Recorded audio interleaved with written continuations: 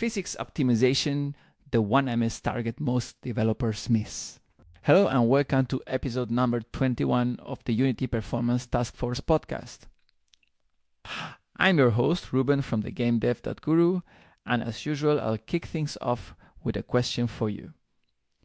Have you ever shipped a build where physics was costing just 1 millisecond, felt totally fine, and then 2 weeks later it exploded to 2 or 3 milliseconds with no obvious explanation? Sounds familiar? If so, this episode is for you. Physics optimization is one of those topics where most developers think they're fine until they're very much not fine. Even if your game only uses a handful of rigid bodies and colliders, physics can easily steal 1 full millisecond from your frame budget. And when you're targeting 120 FPS for VR, you've only got about 8 milliseconds total to work with. So that 1 millisecond, that's suddenly 10 to 20% of your entire frame. I learned this the hard way when I was porting Star Trek Bridge Crew to Oculus Quest. Physics was costing me 2 milliseconds. My target was 72 FPS. The math didn't work. And here's the thing. Once you lose control of your physics budget, it spirals fast. 1 week it's 1 millisecond, next week it's 2, then you're scratching your head wondering what happened. The real problem is that most developers don't know what to watch for. They don't set a target, they don't audit their colliders, they don't tune their project settings. So when physics suddenly becomes expensive, they have no idea where to start fixing it. So let me give you a target right now. For most projects, you want to keep physics between 1 and 1.5 milliseconds per physics frame. Not per render frame, per physics frame. Because Unity doesn't always calculate physics every single frame, depending on your timing settings. If you're below 1 millisecond, congratulations, you're already in great shape. But in my experience, it's tough to stay under 1 without being very deliberate about your setup. Now, if your game is 90% physics simulation and nothing else, sure, you can go higher. But for typical games with logic, rendering, audio, and physics all competing for frame time, this 1 to 1.5 millisecond budget is the sweet spot. Alright, let's talk about the factors that drive up physics costs. There are several, and I'll walk you through each one. First, the obvious one, the number of rigid bodies. Rigid bodies are objects that have a physical presence in the world. They move, they react, they collide. The more you have, the more work the physics engine has to do every frame. Pretty straightforward. If you want to audit how many rigid bodies you have in your scene, just go to the hierarchy window and type Drox Collider in the search bar. Unity will filter everything down to just the objects with a rigid body component. Take a look at that list. Is it longer than you expected? Yeah, that's common. Within each rigid body component, there's a setting called collision detection. You'll see options like discrete, continuous, and continuous dynamic. In my experience, discrete is almost always the cheapest option. Use it unless you absolutely need higher quality collision checks, like for a fast-moving first-person character where missing a collision would be catastrophic. For most objects, discrete is fine and will save you a ton of overhead. Next up, colliders.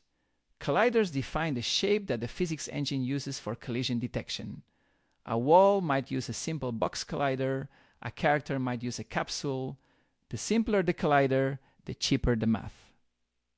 Box colliders, capsule colliders, and sphere colliders are your cheapest options. Mesh colliders, on the other hand, are expensive. Why? Because the physics engine has to break your mesh down into a bunch of smaller collision shapes, and then it has to check each one. That's both more shapes and more complex shapes. Double whammy.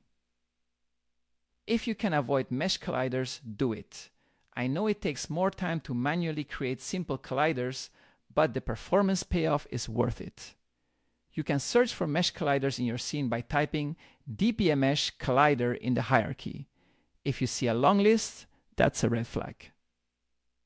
Now let's talk about the collision matrix. You'll find this in your project settings under Physics or Physics 2D. The collision matrix controls which layers can collide with which other layers. By default, everything can collide with everything, and that's expensive. Here's an example. Let's say you have birds flying around your scene. They never land, they never touch the terrain. They only collide with each other, maybe. So why would the physics engine waste time checking if birds are colliding with the terrain? It shouldn't. Go into the collision matrix and untick that box. Now the physics engine ignores bird-terrain interactions entirely. The more boxes you untick in this matrix, the cheaper your physics calculations become. This is low-hanging fruit. Use it. Next setting. Auto-sync transforms. This one is subtle but important.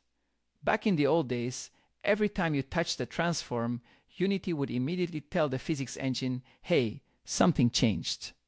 That's expensive because Unity's game engine and physics are separate systems. They have to communicate, and that communication has overhead. With auto-sync transforms disabled, Unity batches up all the transform changes and syncs them to the physics engine once per frame, right before the physics calculation. So if you move the same object 20 times in a frame, you only pay the sync cost once instead of 20 times. You'll find this setting in your project settings under Physics. In general, leave it off for best performance. If you're starting a new project, definitely start with it off. If you're working on an existing project and you turn it off and something breaks, well, now you know why. Your code was assuming autosync was on. Alright, now we get to the fun stuff, the broad face type. This is one of my favorite topics because it's all about clever algorithms. Here's the problem. If you have 100 objects in your scene, you can't just check every object against every other object for collisions.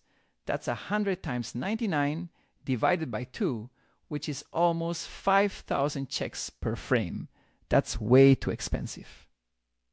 So the broad face is the algorithm that quickly figures out which objects are even close enough to collide. If two objects are on opposite sides of the map, the broad face skips them. Only objects that are nearby get passed to the narrow face for actual collision checks. Physics gives you two main broad face algorithms. The older one is sweep and prune. It works great when your world is mostly static. If most of your rigid bodies don't move, or only a few characters are moving around, sweep and prune is efficient and battle-tested. The newer one is multi-box pruning. This one works better when your world is mostly dynamic, lots of moving objects. To use it, you need to set a bounding box for your world so physics can subdivide the space intelligently. You can set this bounding box manually, or you can let Unity handle it automatically with the automatic box pruning option. You'll find this setting in your project settings under Physics, labeled Broad Face Type. If your world is static, use Sweep and Prune. If it's dynamic, use multi-box pruning or automatic box pruning. Now let's talk about Fixed Time Step. This is the setting that controls how often Unity runs physics calculations. Physics doesn't run every render frame, it runs on a fixed interval. This keeps your physics simulation stable and predictable, which is important for accuracy. By default, I think Unity sets the fixed time step to something like 0.02 seconds, or 50 times per second. That's fine for most games. But here's the key insight. If your physics calculations are expensive, running them less often doesn't actually save you much. You still pay the full cost, just less frequently. And when the physics frame does hit, you get a big spike in your frame time. Your players notice that spike. So don't use fixed time step as a crutch to hide expensive physics. Instead, optimize your physics first, then tune the time step. For profiling, I recommend setting your fixed time step to match your target frame rate. So if you're targeting 72 FPS, set the time step to about 0.0139 seconds. That way, every render frame includes one physics frame and your profiler results are clean and easy to interpret. For production, Unity's advice is pretty solid. Set the fixed time step to 2 or 3 times your target frame rate. So if you're rendering every 8 milliseconds, run physics every 16 milliseconds. Experiment and see what feels right for your game. You'll find fixed time step in your project settings under Time. Right below it, you'll see Maximum Allowed Time Step. This is a safety valve. If a frame takes too long, Unity will force a physics update to catch up. The default settings are usually fine, but if you're targeting non-standard frame rates like 120 FPS on Quest 2, pay attention to these values. Alright, before we wrap up, let's talk about profiling. How do you actually measure the cost of your physics calculations? You have two main tools. First, the CPU profiler. Open the Unity profiler, press Ctrl 7 on Windows or Command 7 on Mac, and run your game. Look at the CPU usage section. You'll see a category called Fixed Behavior Update or something similar. That's where physics lives. Expand it, and you'll see all the scripts running in Fix plus the physics calculation itself. You can scroll and drag to measure the exact cost in milliseconds. Second, the physics profiler.